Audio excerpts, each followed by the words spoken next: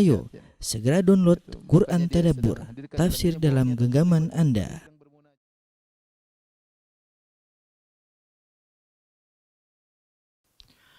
Bismillahirrahmanirrahim. Assalamualaikum warahmatullahi wabarakatuh. Alhamdulillahi ala ihsanih wa syukru lahu ala taufiqihi wa amtinanih. Asyhadu an la ilaha illallah wahdahu la syarika lahu ta'ziman li sya'nih. Wa asyhadu anna Muhammadan abduhu wa rasuluhu da'ila ridwanih. Allahumma salli alaihi wa ala alihi wa ashabi wa ikhwani. Hadirin dan hadirat yang dirahmati Allah Subhanahu wa taala, kita masuk pada bab yang berikutnya dari Kitab Tauhid, bab ke-60, bab Maja'a fil Musawwirin.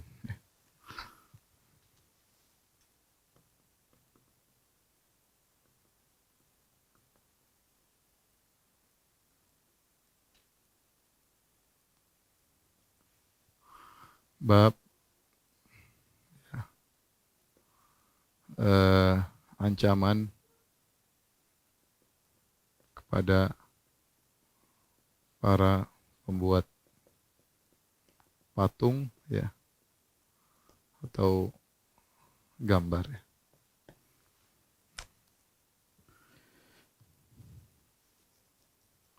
Saya bacakan hadis-hadis yang berkaitan dengan hal ini sebelum kita jelaskan.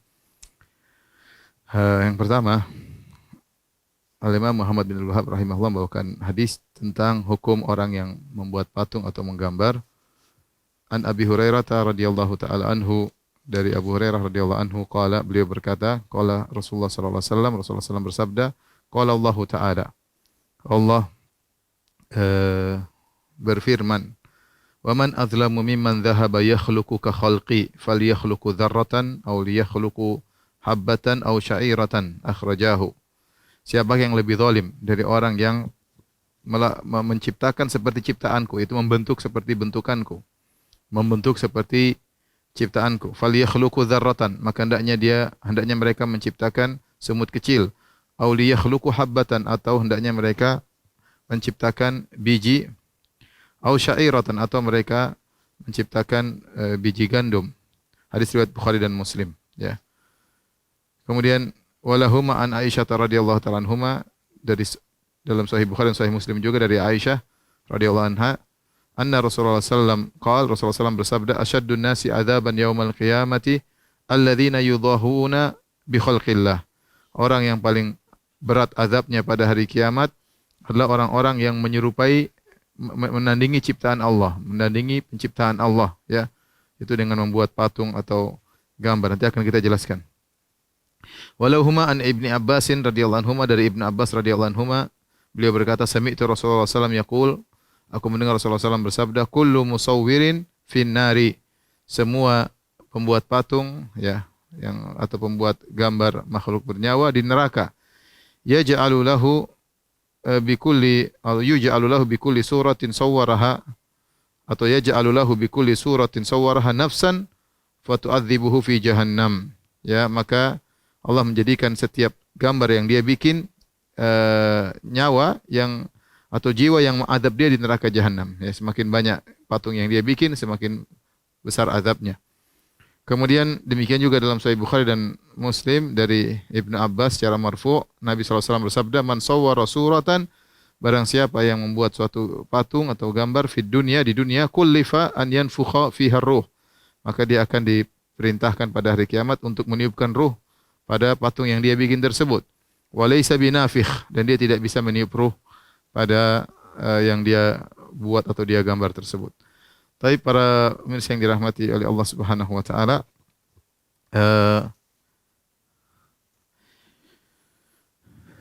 Allah Subhanahu wa taala, di antara sifat Allah Subhanahu wa taala, di antara nama Allah,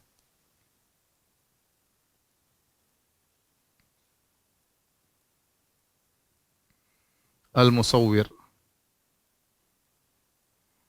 yaitu yang membentuk ciptaannya.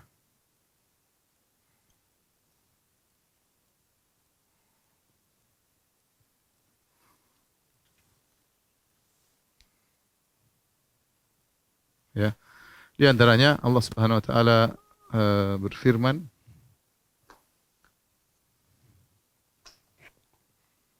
seperti firman Allah Subhanahu wa taala, Wallahul khaliqul huwallahul khaliqul bari'ul musawwir. Ya, ini diantara dalam surat Al-Hasyr, kata Allah, dialah Allah sang pencipta, ya. Al-Bari juga mencipta, Al-Musawwir yang membentuk. Dialah Allah yang membentuk, ya. Kemudian juga dalam surat yang lain, huwallazi yusawwirukum fil arhami kaifa yasha. Huwallazi yusawwirukum fil arhami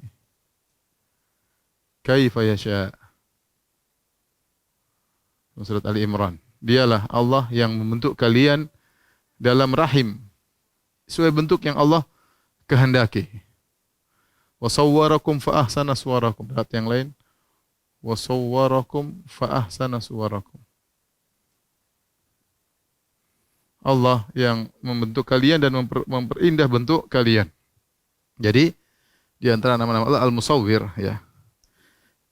Kenapa dilarang, ya? Kenapa dilarang menggambar, ya? Ini sebagai mukaddimah. Sekarang, apa illah dilarangnya menggambar atau membuat patung? Illah, sebab, ya, dilarang membuat patung.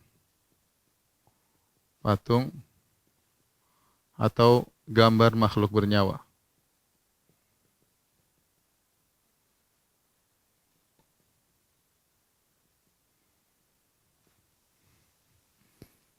Ya, ada beberapa illah yang telah kita isyaratkan dalam hadis-hadis tersebut, ya.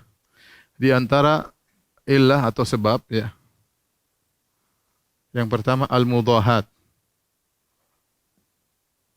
Al-mudahat maksudnya menandingi atau menyerupai.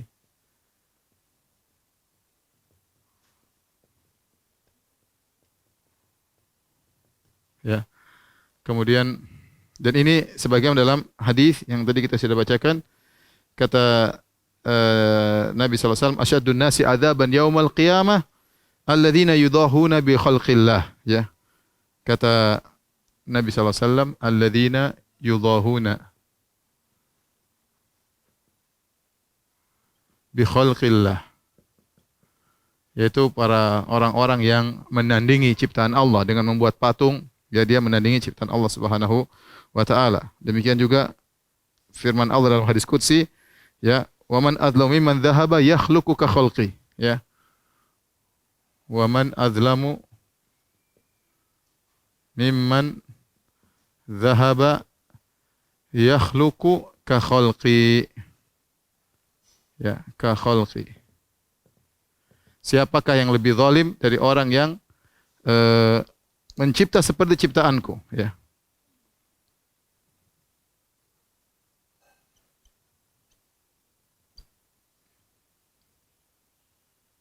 Ya, mencipta seperti ciptaanku, ya. Maka menggambar itu dari sisi salah satu yang membuat dia haram adalah mudahat, dia itu menyerupai atau menandingi ciptaan Allah Subhanahu wa taala. Maksudnya apa? Di antara adab kepada Allah adalah tidak, ya, meniru-niru Allah, ya. Bahkan dalam penciptaan, yaitu pembentukan, ya. Allah tidak mau. Allah yang menciptakan manusia dengan bentuknya. Allah menciptakan hewan dengan bentuknya, dengan bentuk ruhnya segalanya. Kemudian ada orang, dia membuat meniru-niru, ya. Allah tidak suka dengan hal tersebut. Ini tidak beradab kepada Allah Subhanahu wa taala. Allah, ini kekhususan Allah. Membentuk, mencipta makhluk hidup itu kekhususan Allah. Kalau kita bahasa kita, ya, membentuk, ya. Membentuk, ya, makhluk hidup adalah kekhususan Allah. maka Allah tidak mau ditiru. Tidak mau ditiru-tiru meskipun ya sedikit pun. Sama seperti kita harus beradab kepada Allah dalam masalah menisbahkan nikmat. Kalau ada dapat nikmat kita bilang kalau bukan karena Allah kemudian Pak Dokter, meskipun kita sembuh melalui sebab Pak Dokter. Tidak boleh kita bilang kalau bukan karena Pak Dokter. Sama ini bab seperti ini. Tidak boleh Allah tidak suka seorang menisbahkan nikmat kepada makhluknya. Ya, di antaranya dalam hal ini Allah dialah al-musawwir, dialah satu-satunya yang membentuk makhluk. Allah yang membentuk makhluk baik dalam rahim. Allah membentuk dia menjadi bentuk yang Allah kehendaki. Kaifa yasha. Allah membentuk dengan Allah yang kehendaki bentuk hewan, bentuk makhluk yang Allah kehendaki. Itu khususan Allah, tidak ada yang bisa. Ya. Dengan makhluk tersebut ada ruhnya. Nah, kalau ada yang mau niru-niru, bukan sekedar niru dalam hal bentuknya tidak bisa kasih ruh, Allah sudah larang. Allah tidak suka makanya orang yang melakukan membuat patung atau gambar makhluk bernyawa tidak beradab kepada Allah Subhanahu wa taala dari sini. Maka dia berhak mendapatkan azab yang pedih. Berhak mendapatkan azab yang pedih. Maka ini kaitannya dengan kitab tauhid jelas ya, dari sini kita tahu kaitan bab ini dengan tauhid.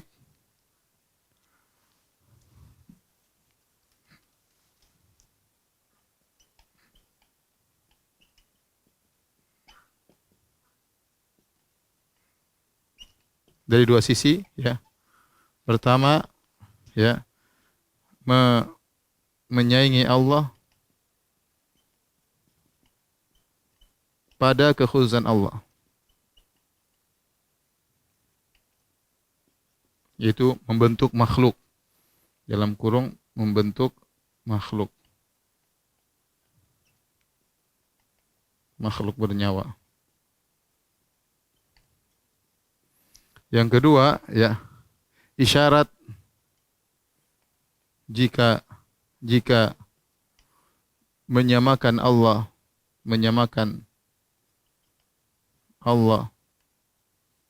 ya dengan dirinya dalam hal membentuk,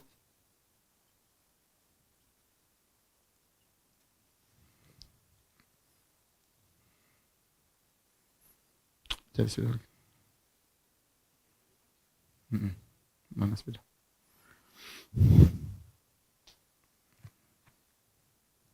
Tidak boleh, ya.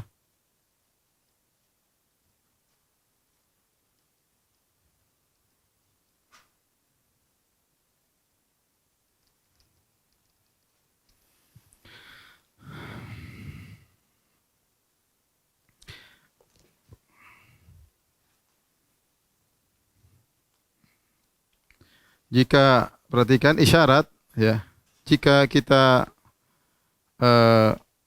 dilarang untuk menyerupai Allah dalam sisi pembentukan ya, membentuk saja dilarang oleh Allah Subhanahu wa taala, Allah benci akan hal tersebut. Bagaimana lagi menyamakan Allah dalam ibadah, yaitu disamakan Allah dengan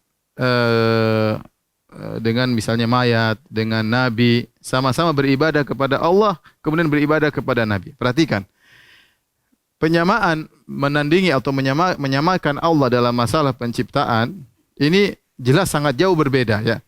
Ciptaan Allah sempurna, kemudian ada rohnya. Adapun ini tidak sempurna dan tidak ada ruhnya. Ya, itu pun dilarang. Itu pun dilarang dalam proses membuatnya ini kan, maksudnya menyamakan Allah dalam sisi rububiyah, masalah proses penciptaan. Saya ulangi, Allah menciptakan makhluk dengan sempurna dan ada ruhnya. Kemudian ada orang tukang patung atau tukang gambar, dia niru-niru, dia bikin patung menyaingi Allah dari sisi pembentukan, tetapi cuma tidak sempurna persaingannya. Ini tidak ada ruhnya, dan ini patungnya tidak sempurna. Beda dengan ciptaan Allah manusia dan hewan-hewan. Itu saja dilarang, apalagi penyamaan kepada Allah dalam masalah beribadah, di mana seorang menyamakan Nabi Isa alaihissalam dengan Allah dalam sisi yang sama, itu sama-sama diibadahi. Sama-sama diibadahi. Bahkan seorang bisa lebih menangis kepada sesembahan selain Allah daripada kepada Allah. Bahkan seorang bisa lebih khusyuk, lebih tunduk kepada selain Allah daripada kepada Allah Subhanahu. Tentu lebih syirik lagi, lebih haram lagi. Kalau yang ini saja haram, apalagi yang ini haram. Semoga para pemirsa paham. Saya ulangi lagi.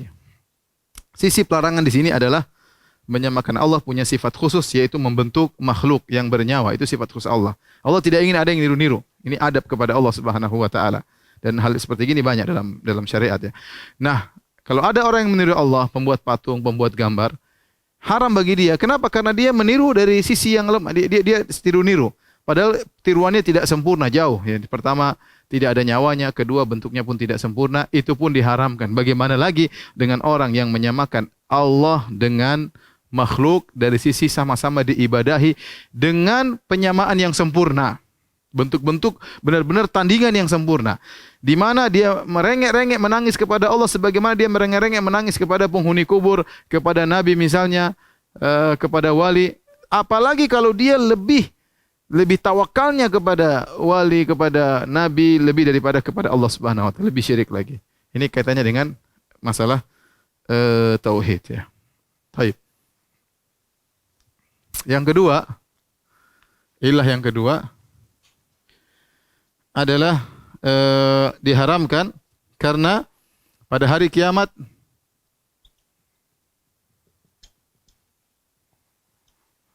dia disuruh yang lain satunya.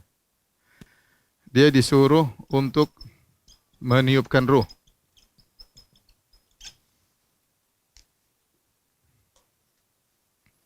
Untuk meniupkan ruh kepada patung-patung tersebut. Pada patung-patung tersebut. Ini ilah kenapa diharamkan ya. Karena bagaimana dalam hadis tadi kita sudah bacakan ya, man sawwara suratan fid dunya, barang siapa yang buat gambar bernyawa atau patung di dunia, kullifa an yanfukha fiha ruh, maka dia disuruh oleh Allah untuk meniupkan ruh pada patung-patung tersebut. Ya, pada hari kiamat. Walaisa binafiq, dan tidak mampu dia meniup ruh pada patung tersebut. Jadi ilahnya ada beberapa ilah pengharaman tersebut. Ini ilah yang kedua, ini satu. Ini yang kedua. Ilah yang ketiga kenapa diharamkan? Karena patung-patung atau gambar-gambar makhluk bernyawa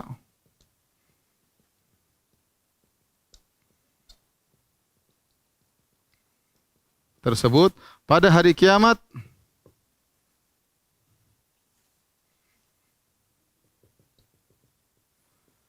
dikasih ruh oleh Allah, dikasih jiwa oleh Allah untuk mengadab pematung tersebut,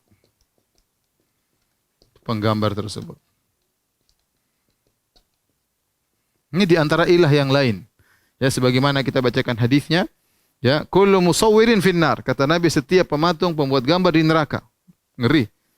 Yaj'alu lahu bi kulli suratin sawwaraha. Maka Allah jadikan bagi setiap patung yang dia bikin nafsan fatu'adzibuhu fi jahannam. Ada jiwa dari patung tersebut hidup kemudian menyiksanya. Dia disuruh tiup enggak bisa, Allah yang berikan nyawa, kemudian Allah menyuruh patung tersebut untuk mengadab dia pada hari kiamat. Semakin banyak patung yang dia miliki, semakin banyak adab yang akan dia lawan.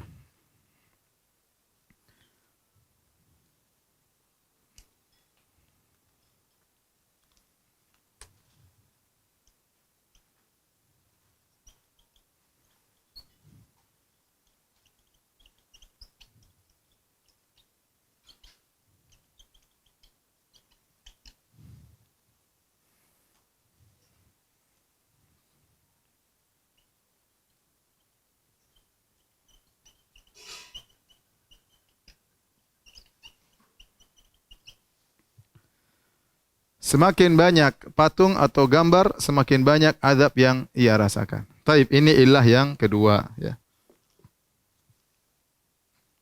Ilah yang ketiga. Ya. Kemudian ilah yang keempat, sebab kenapa dilarang, ya, adalah dalam hadis, ya, Di sini tidak disebutkan, tapi dalam Sahih Bukhari bahwasanya eh, la tadkhulul malaikah, la kata Nabi SAW, la tadkhulul malaikah, ya, dalam Sahih Bukhari, la tadkhulul malaikah baitan fihi kalbun wala tasawir.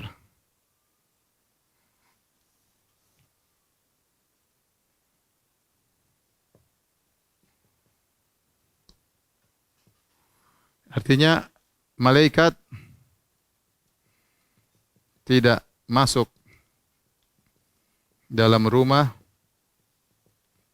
yang ada anjingnya dan juga yang ada patung-patungnya.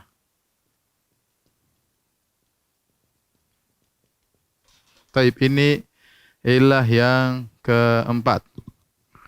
Kemudian ilah yang kelima. Di sini khilaf di kalangan para ulama, ya, apa yang dimaksud dengan malaikat tidak masuk? Apakah seluruh malaikat? Karena di sini lafal jamak malaikat-malaikat. Mereka mengatakan kecuali malaikat pencatat amal masuk. Ada yang mengatakan malaikat wahyu, Jibril alaihissalam tidak masuk, ada dalilnya. Ada yang mengatakan malaikat rahmat yang bawa rahmat tidak masuk dalam rumah. Intinya adanya gambar-gambar bernyawa menghalangi malaikat untuk masuk, atau malaikat rahmat di antaranya tidak akan masuk ke dalam rumah tersebut. Ini adalah kerugian. Karenanya bisa jadi seseorang timbul masalah di rumah, ribut, hati tidak tenang gara-gara mungkin ada patung-patung di rumahnya, ada gambar-gambar di rumahnya, sehingga terjadi cekcok dan yang lainnya, anak-anak menjadi nggak beres, nakal. Yang kenapa ada gambar-gambar, ya. Dan yang ada pun anjing juga demikian, tidak membuat malaikat masuk, kecuali kata para ulama anjing yang diizinkan, seperti anjing untuk menjaga tanaman atau menjaga hewan, atau anjing berburu. Taib yang kelima, karena itu merupakan wasilah yang mengantarkan kepada kesyirikan.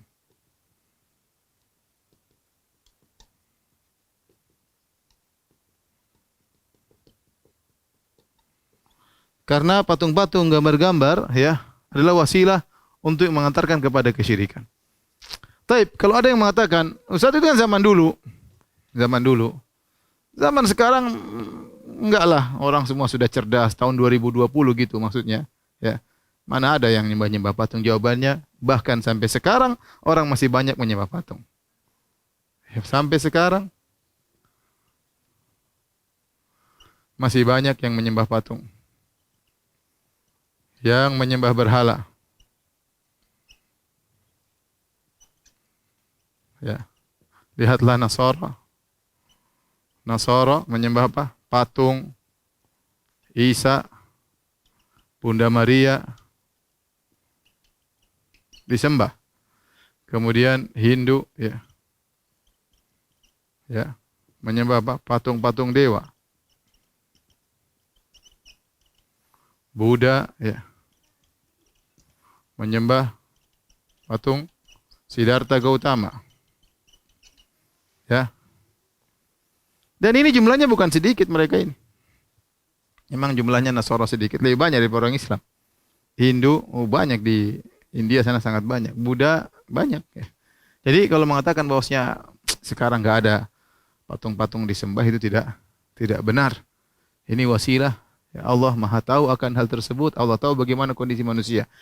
Jadi patung merupakan wasilah yang mengantar pada kesyirikan. Zaman dulu maupun sekarang. Zaman dulu hingga sekarang. Zaman dulu kisah yang ma'ruf tentang kisah kaum Nabi Nuh alaihissalam. Zaman dulu kisah Nabi Nuh alaihissalam tatkala orang-orang soleh sudah meninggal. Seperti kita bahas, dibuat patung akhirnya disembah. Kemudian di zaman Nabi Muhammad SAW, patung Lata, ya, seorang yang soleh kemudian meninggal, dibikin patung di atas kuburannya. Jadi dia merupakan wasilah yang pada kesyirikan dari zaman dulu sampai sekarang. Maka seorang tidak boleh untuk mata-mata yang tidak ada itu enggak benar. Gimana enggak benar? Buktinya masih banyak orang yang melakukan kesyirikan dengan sarana patung-patung tersebut. Taib ini tolong dihapus.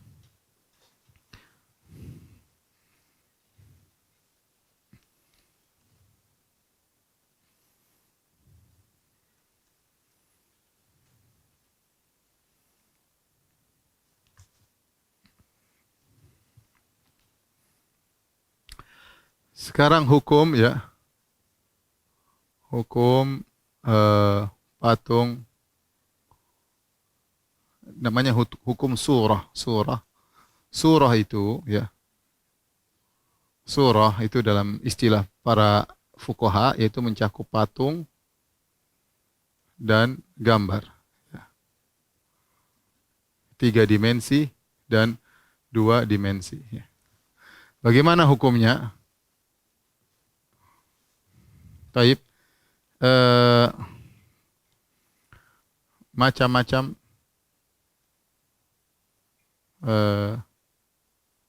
patung dan gambar. Atau kita bagi 2 ya. Patung atau gambar terbagi atas 2, yaitu 3 dimensi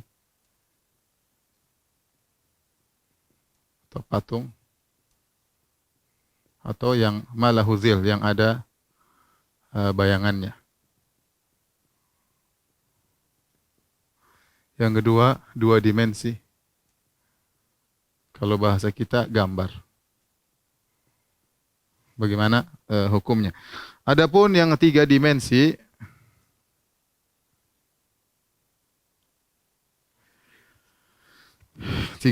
maka ini hukumnya ijma ulama ya. Ijma ulama haram.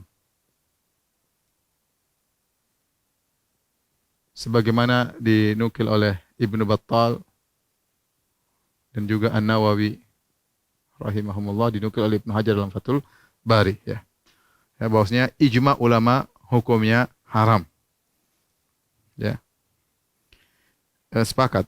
Kemudian adapun 2 dimensi maka terbagi menjadi 2 macam ya.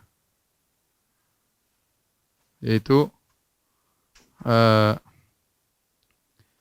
yang tidak bernyawa seperti pohon, sungai, ya, jamadat, benda-benda mati. Kemudian yang bernyawa.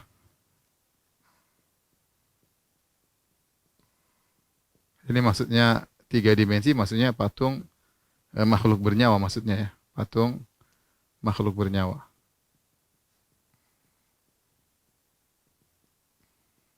Ya, maka khilaf.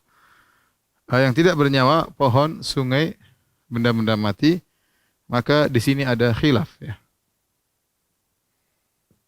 Ya. Ada sebagian ulama yang mengatakan tetap haram dan mayoritas tidak haram. Dan ini yang benar ya. Mayoritas tidak haram. Sebagaimana ya datang dalam riwayat dari Ibnu Abbas radhiyallahu ta'ala anhuma ya. Ibnu Abbas radhiyallahu ta'ala anhuma, saya bacakan dalam Sahih Muslim ya. Ya, ja'a rajulun ila Ibnu Abbas, ada seorang laki datang kepada Ibnu Abbas, faqala, dia berkata, "Inni rajulun usawwiru hadhihi suwar." Wahai Ibnu Abbas, akulah seorang yang menggambar gambar-gambar ini atau membentuk patung-patung ini. Fa'aftini fiha. Berilah fatwa kepadaku tentang apa yang engkau kerjakan ini. Faqala lahu udnu minni. Kata Ibnu Abbas, dekatlah engkau padaku. Fadana minhu. Kemudian dia pun mendekat kepada Ibnu Abbas. Kemudian fadana hatta wada'a yadahu ala ra'si. Kemudian dia dekat-dekat sampai Ibnu Abbas meletakkan tangannya di atas kepalanya. Kemudian Ibnu Abbas berkata, "Unabbi'uka bima sami'tu min Rasulillah." Maukah aku kabarkan kepada engkau tentang apa yang aku dengar dari Rasulullah? Sami'tu Rasulullah sallallahu alaihi wasallam yaqul, aku mendengar Rasulullah sallallahu alaihi wasallam bersabda, "Kullu musawwirin finnar." Setiap tukang pematung atau tukang penggambar di neraka. Yaj'alu lahu bi kulli suratin sawwaraha nafsan fatu'adzibuhu fi jahannam. Allah menjadikan bagi setiap patung yang dia buat jiwa yang mengadab pematung tersebut di neraka jahanam. Kemudian Nabi Abbas berkata, "In kunta la budda fa'ilan." Kalau kau memang harus mematung atau menggambar, fasna'i syajara wa ma la nafsa lahu, maka buatlah seperti pohon dan yang tidak ada nyawanya ya. Ini pendapat Ibnu Abbas. Adapun ini diriwayatkan dari Mujahid ya, dari Mujahid, muridnya Ibnu Abbas. Kenapa Mujahid mengatakan tetap haram? Karena dalam hadis yang kita sebut di awal kitab Tauhid, ketika Allah mengatakan, "Waman adzlamu mimman dzahaba yakhluqu ka khalqi." Siapa yang lebih zalim daripada orang yang meniru ciptaanku Kemudian kata Allah setelah itu dalam hadis qudsi fal yakhluqu dzarratan aw yakhluqu habbatan, yaitu aw liyakhluqu habbatan, ya, kemudian aw sya'iratan, ya, artinya silakan ciptakan biji-bijian atau buah atau gandum.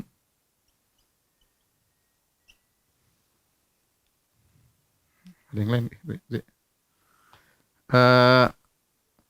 Silakan ciptakan biji atau gandum. Dan sementara kita tahu bahwasanya biji dan gandum adalah tumbuh-tumbuhan, ya, tumbuh-tumbuhan, ya. Dan ini pendapat Ibnu Abbas, yang ini pendapat Ibnu Abbas.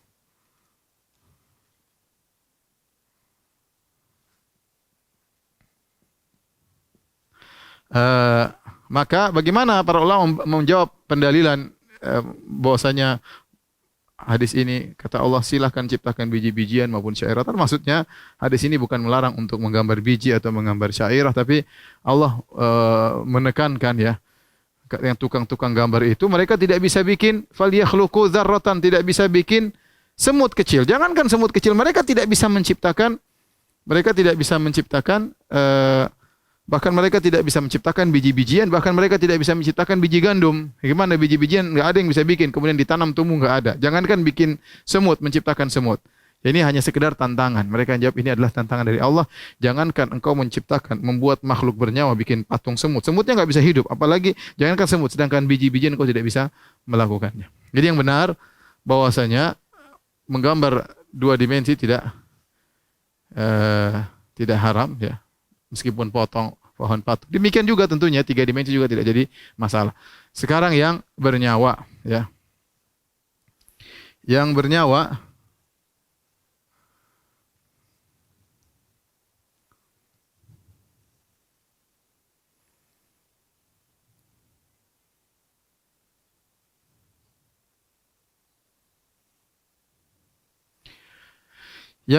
juga ada khilaf di kalangan para ulama. Ya. Sebagian ulama berpendapat tidak haram selama 2 dimensi.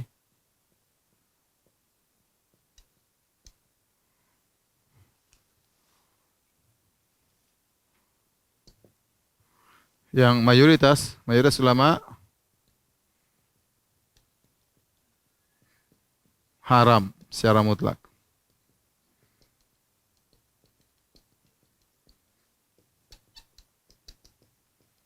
Meskipun 2 dimensi. Ya. Adapun dalil yang menunjukkan 2 dimensi haram adalah keumuman dalil-dalil, namanya surah dalam bahasa Arab mencakup 3 dimensi maupun 2 dimensi, ya. Kemudian di antaranya datang dalam riwayat, ya, dan ini dirajihkan oleh Ibnu Hajar, ya, dan juga pendapat mayoritas ulama, ya. Ibnu Hajar menyebutkan riwayat dari Usamah, anna Nabi sallallahu alaihi wasallam dakhala al-Ka'bah. Suatu hari Rasulullah SAW masuk dalam Ka'bah. Kata Usamah, fa amarani, maka Nabi memerintahkan aku, fa ataituhu bima'in fi dalwin, maka aku diperintahkan bawa air dalam satu ember. Aku bawa air dalam satu ember. Faja'ala yabullu thawb wa yadribu 'ala suwar. Maka kemudian Nabi pun membasahkan kainnya, bajunya dia basahkan atau kain dia basahkan. Kemudian dia pun membersihkan gambar yang ada di dinding Ka'bah. Ya, karena waktu Fatu Makkah Rasulullah menguasai Ka'bah, Rasulullah melihat banyak patung, ada gambar di Ka'bah, dan Rasulullah SAW membersihkan gambar-gambar tersebut dari Ka'bah. Kemudian Nabi berkata, qatalallahu qauman yusawwiruna ma la yakhluqun. Ya, semoga Allah memerangi kaum yang mereka membuat gambar-gambar sesuatu yang tidak menciptakan, yaitu mungkin gambar-gambar orang soleh, ya. Maka Nabi hapus. Ya.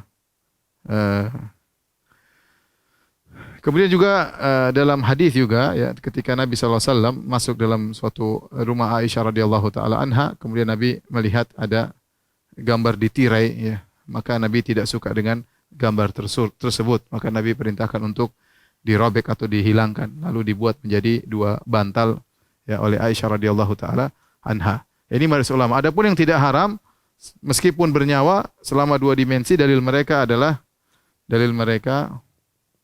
tentu ini pendapat yang lemah, tapi kita menyampaikan pendapat ini sebagai amanah ilmiah.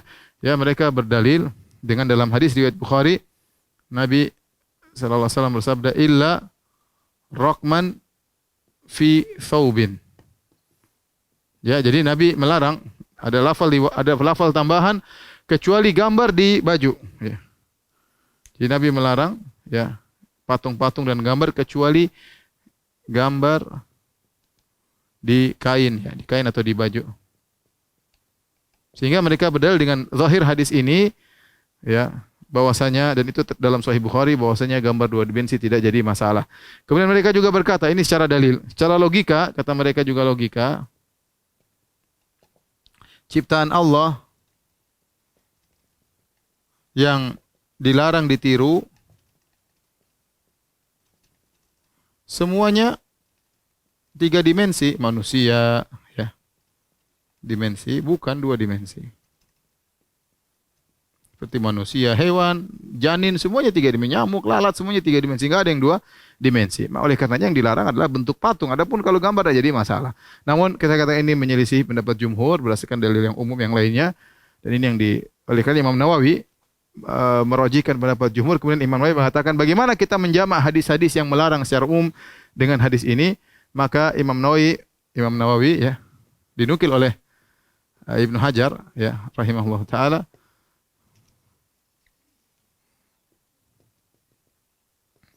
menyatakan ya yang dimaksud dengan hadis tersebut, dengan hadis ini maksudnya dengan hadis tersebut adalah gambar makhluk tidak bernyawa, adalah gambar makhluk tidak bernyawa.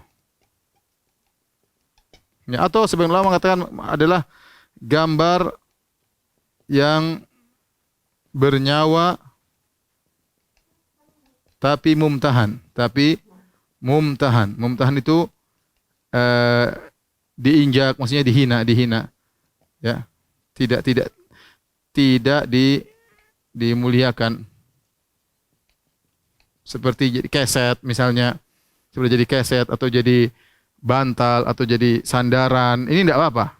Ini enggak apa-apa. Karena tadi disebut dalam hadis Rasulullah melarang ada kiraman, yaitu semacam sitar di rumah Aisyah, kemudian ada gambarnya, maka Rasulullah SAW suruh pindahkan, kemudian Aisyah merobeknya kemudian menjadikan dia wisadah, yaitu seperti sandaran atau bantal, ya. Maka hadis ini dibawa kepada yang dibolehkan, ya. Adapun kalau baju misalnya tidak boleh, ya. Karena baju di antara bentuk pemuliaan, orang pakai baju tentu pakai baju yang mulia. Maka tidak boleh orang memakai gambar-gambar yang ada baju-baju yang ada gambarnya, ya.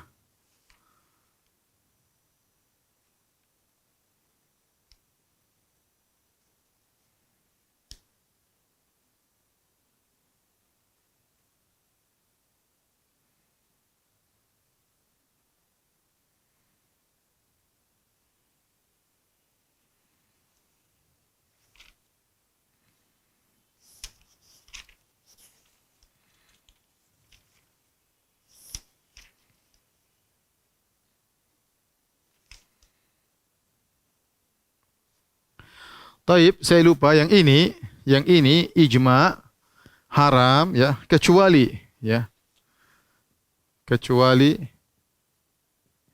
untuk mainan anak-anak. Ya, sebagaimana dinukil oleh Ibnu Hajar rahimahullahu taala, ya. Maka ini tidak jadi masalah, ya. Kecuali untuk mainan anak-anak seperti boneka-bonekaan, ya, mainan anak-anak, maka tidak jadi masalah karena Nabi sallallahu alaihi wasallam mengizinkan. Taib. Ini secara umum dalil-dalil yang menjelaskan tentang hukum gambar patung yang ada bayangannya makhluk bernyawa, ya. Ya. Ingat, perhatikan, adapun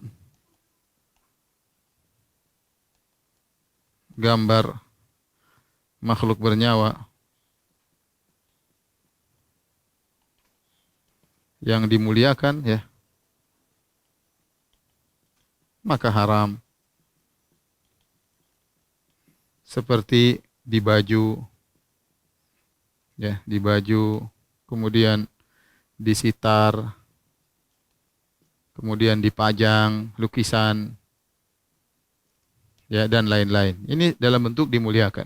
Yang dibolehkan seperti di karpet, diinjak-injak, di karpet WC misalnya, atau jadi dudukan ya, nggak jadi masalah karena tidak ada pemuliaan sama sekali. Baik, kita bahas yang terakhir yang menjadi pembahasan juga topik yang sangat penting adalah hukum foto ya. Bagaimana hukum foto? Hukum foto atau video. Ya, hukum foto atau video ya. Kalau kita mau bagi, bisa juga kita bagi ya. Ya. Video atau foto. Video di sini, video. Kemudian foto. Adapun video, ya ini maksudnya video makhluk bernyawa maksudnya ya. Video, foto makhluk bernyawa ya. Adapun kalau foto apa namanya jagung nggak ada masalah ya. Ya, makhluk bernyawa. Adapun video maka ada dua bentuk ya. Video ada yang live ya. Kalau live maka sepakat tidak mengapa. Karena dia sedang hanya sekedar seperti cermin yang live mubashir, langsung menukil saja live. Adapun rekaman ini tentunya khilaf, bukan ulama terdahulu, ulama zaman sekarang.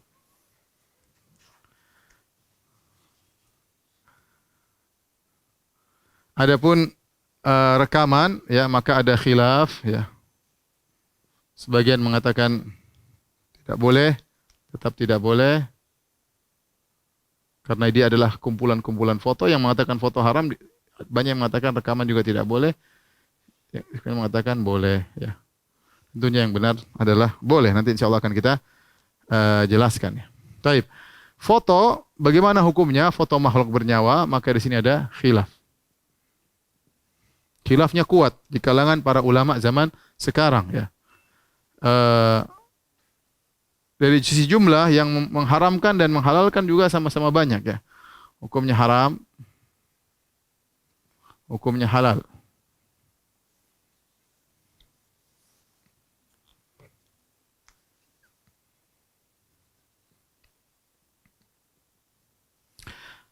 Adapun haram, ya, adapun yang halal, mereka mengatakan kenapa halal? Karena yang dilarang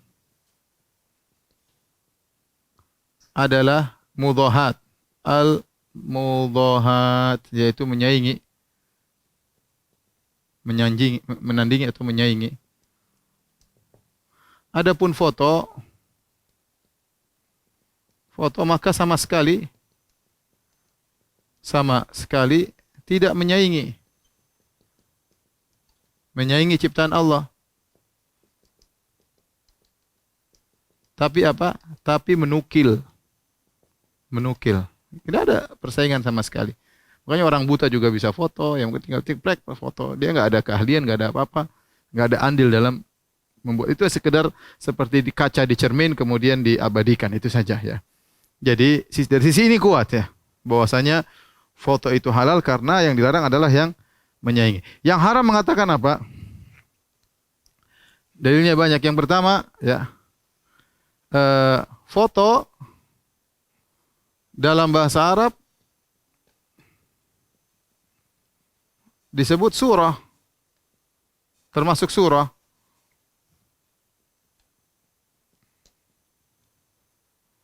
Surah ya, termasuk keumuman surah.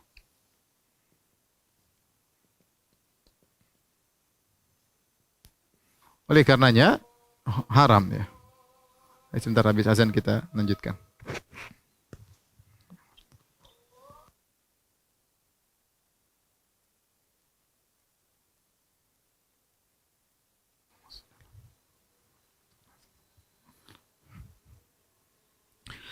Tapi para pemirsa yang dirahmati Allah Subhanahu wa taala, lanjutkan. Jadi pendapat yang mengatakan haram ya, di antaranya Syekh bin Baz rahimahullahu taala ya. Seperti sekarang guru kita Syekh Abdul Muhsin Al-Abbad, bapaknya Syekh Abdul Razak, termasuk Syekh Abdul Razak juga setahu saya beliau mengharamkan ya. Di banyak ulama dan yang menghalalkan juga Syekh Utsaimin rahimahullah, dia ulama banyak juga, muridnya juga Khalid Al-Muslih dan banyak ya. Jadi memang jumlah yang menghalalkan ulama sekarang juga banyak ya. Adapun yang mengharamkan foto dalam bahasa Arab termasuk keumuman surah. Yang kedua meskipun sebab menyaingi tidak ada, akan tetapi ada illah atau sebab yang lain, yaitu sarana kesyirikan. Makanya di antara dalil yang mengharamkan surah, hadis yang dibawakan oleh Syekh Muhammad Abdul Wahhab rahimahullah taala, atau dalam ya kita belum sampaikan ya. Ini ada hadis berikutnya saya bacakan, wali muslimin an Abil Hayyaj, dari dalam Sahih Muslim dari Abu Hayyaj Al-Asdi ya, Al-Asadi. Qala Abu Hayyaj Al-Asadi berkata, qala li Ali bin Abi Thalib. Dia Ali bin Abi Thalib radhiyallahu anhu berkata kepadaku, ala ab'atsuka ala ma ba'athani alaihi Rasulullah sallallahu alaihi wasallam, maukah aku utus engkau atas tugas yang pernah Nabi tugaskan kepadaku?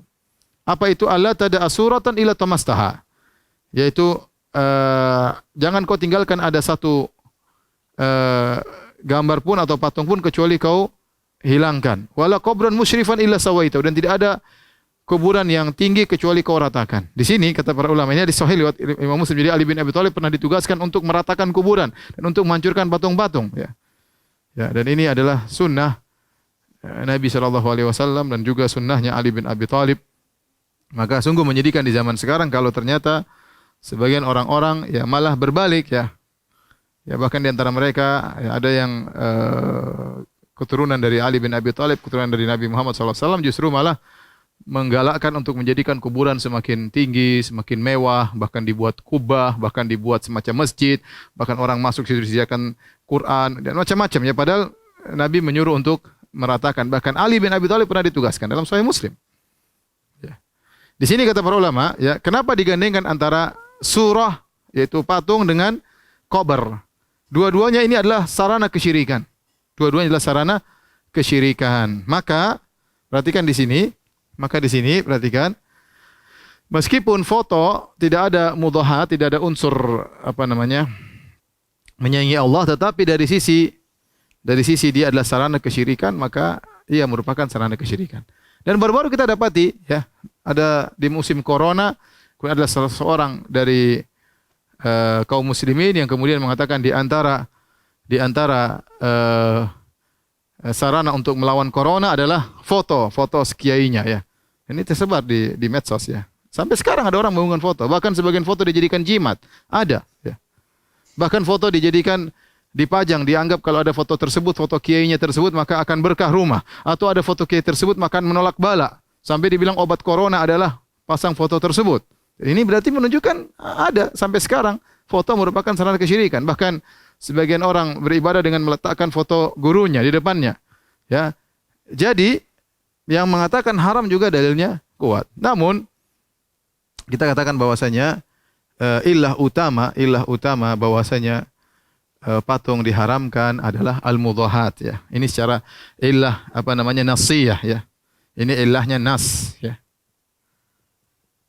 Illahnya nasiyah yaitu ya, maksudnya datang dalam dalil ya. Ini adapun illah karena wasilah ya, ini istimbat ya, tidak seperti al-mudhahat. Intinya para ikhwan dan akhwat yang dirahmati Allah Subhanahu wa taala, sebisa mungkin seorang tidak berfoto-fotoan. Ya, tidak menggampang-gampangkan foto dan tidak menggampang-gampangkan di foto kecuali ada maslahat yang dia lihat. Kalau saya lebih cenderung kepada pendapat yang halal. Saya lebih cenderung. Tetapi pendapat ini bukan pendapat yang ringan. Ini pendapat kuat ya. Oleh karenanya saya termasuk orang yang tidak suka difoto, kecuali makanya namun terkadang orang foto saya mau tolak, dia nanti bakalan tersinggung atau dan macam-macam. Ini saya tidak suka difoto, tapi banyak orang minta foto, akhirnya saya pun membiarkan mereka foto ya. Tapi sebenarnya saya tidak suka karena ini ada ilah ini.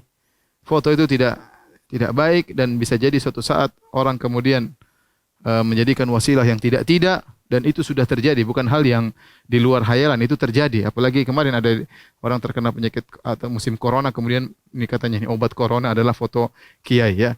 Ini tentu hal yang tidak dibenarkan. Oleh karenanya saya ingatkan kepada ikhwan, jangan dan akhwat jangan mudah-mudah untuk berfoto kecuali foto-foto yang memang itu kelaziman harus kita lakukan. Contoh, ya bahkan yang mengharamkan juga mengatakan tidak mengapa. Misalnya contoh foto untuk KTP, foto untuk misalnya paspor, foto untuk kartu keluarga, foto untuk keharusan mungkin laporan. Intinya ada maslahat yang benar-benar maslahat.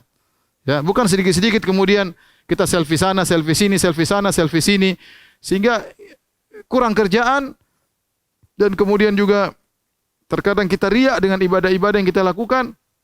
Sementara para salaf dahulu mereka sangat menyembunyikan ibadah mereka, bahkan antara mereka ada yang marah kalau terketahuan orang lain bahwasanya mereka sedang beribadah, sementara kita menggampang-gampangkan. Ya, jadi mau saya sebisa mungkin seorang menjauhkan diri dari foto, kecuali dalam kondisi ada maslahat yang besar ya. Namun kita kalau ada yang berfoto tidak bisa kita ingkari, karena ulama-ulama kibar ulama juga sebagian mereka membolehkan foto. Ya. Dan di antara ulama yang saya bertemu dengan dua guru, yang satu ketat dalam foto, misalnya guru saya Syekh Abdul Razak, hafizahullah taala, sangat tidak suka foto dan itu pendapat yang sangat kuat. Kemudian sebaliknya saya ketemu dengan Syekh Sa'ad Asy-Syatri yang sekarang anggota kibar ulama, dia bermudah-mudah dalam foto ya. Dalam rangka menyenangkan orang. Saya dapati ada orang minta foto, segera dia panggil, ayo foto bareng. Nanti kita misalnya ada yang pergi ke kedutaan, ada yang minta foto, maka dia foto bareng ya.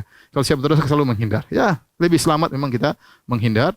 Tapi ini pendapat ya, kita menghargai ini masalah khilafiyah, tidak perlu kita bersitegang dalam masalah ini. Ada yang perlu saya ingatkan ya. Perlu diingat.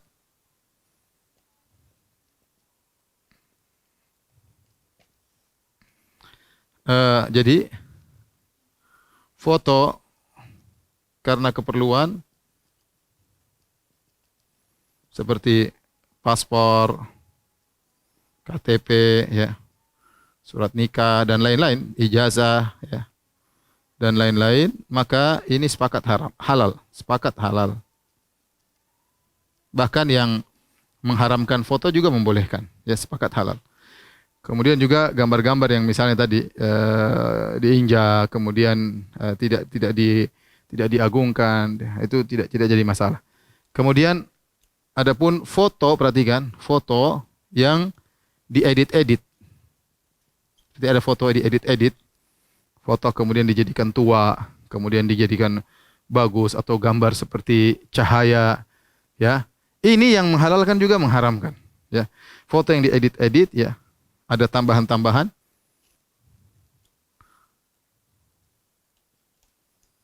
Tambahan-tambahan, ya. Atau foto apa yang kelihatan cuma gambar pinggir-pinggirnya, kemudian hitam putih, cuma tidak wajahnya cuma bagus kalau orang lihat, ya. Diedit-edit namanya. Ada jenis nama fotonya, saya lupa apa, ya. Seperti orang gambar foto tapi cuma hidungnya, kepalanya, terus siluet kali, saya kurang paham ya.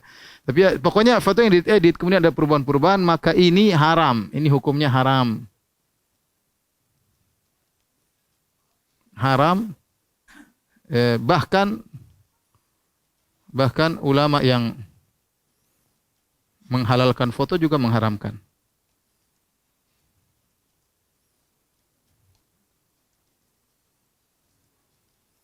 Kenapa? Karena kembali kepada ilah, ada mudhahat, menyaingi, bukan nukil asli lagi dari kondisi yang ada, tetapi sudah diotak-atik. Nah, ini ada sisi al-mudhahat ya. Taib, demikian para pemirsa yang dirahmati Allah Subhanahu wa taala, inilah pembahasan kita pada bab ini. Insyaallah besok kita lanjutkan pada bab berikutnya, bab ke-61. Subhanakallah bihamdik asyhadu an la ilaha illa anta astaghfiruka wa atubu ilaik. Assalamualaikum warahmatullahi wabarakatuh.